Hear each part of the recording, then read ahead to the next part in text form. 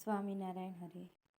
સંવંત 1876ના માક્ષર સુધી સપ્તમીને દિવસ શ્રીજી મહારાજ શ્રી ગરડા મધ્યે દાદા ખાચરના દરબારમાં વિરાજમાન છે અને સર્વશ્વેત વસ્ત્ર ધારણ કર્યા છે અને પોતાના મુખારવિંદની આગળ સાધુ તથા દેશ દેશના હરિભક્તની સભા ભરાઈને બેઠી છે.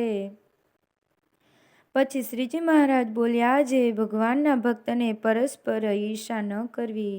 ત્યારે આનંદાનંદ સ્વામી બોલ્યા, હે મહારાજ, ઈર્ષા તો રહે છે. ત્યારે શ્રીજી મહારાજ બોલ્યા, જે ઈર્ષા કરવી તો નારદજીના જેવી કરવી. જેમ એક સમયને વિશે નારદજી ને તુમરુએ બે વૈકુંઠને વિશે લક્ષ્મીનારાયણના દર્શન કરવા ગયા. તે લક્ષ્મીનારાયણ આગળ તુમરુએ ગાન કર્યું. તેણે કરીને લક્ષ્મીજી તથા નારાયણ એ બેય પ્રસન્ન થઈને તુમરુને પોતાના વસ્ત્ર આભૂષણ આપ્યા.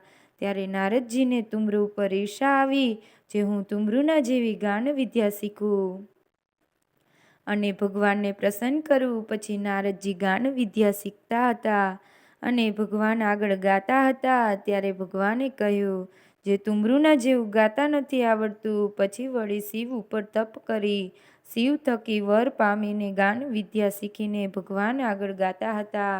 તો પણ ભગવાન એની ગાન વિદ્યા ઉપર પ્રસન્ન ન થયા. એવી રીતે 7 મન્વંતર સુધી ગાન વિદ્યા શીખ્યા અને ભગવાન આગળ ગાયા. તો પણ ભગવાન પ્રસન્ન ન થયા. પછી તુમરુ પાસે ગાન વિદ્યા શીખ્યા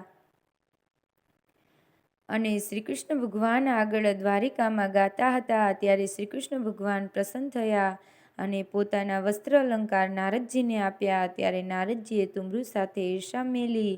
માટે ઈર્ષા કરવી તો એવી કરવી, જે જેની ઉપર ઈર્ષા હોય તેના જેવા ગુણનું ગ્રહણ કરવા અને પોતાના અવગુણને ત્યાગ કરવો. અને તેવું ન થવાય ને જે ઈર્ષાએ કરીને ભગવાનના ભક્તનો દ્રોહ થાય તેવી ઈર્ષાનો તો ભગવાનના ભક્તને સર્વ પ્રકારે ત્યાગ કરવો.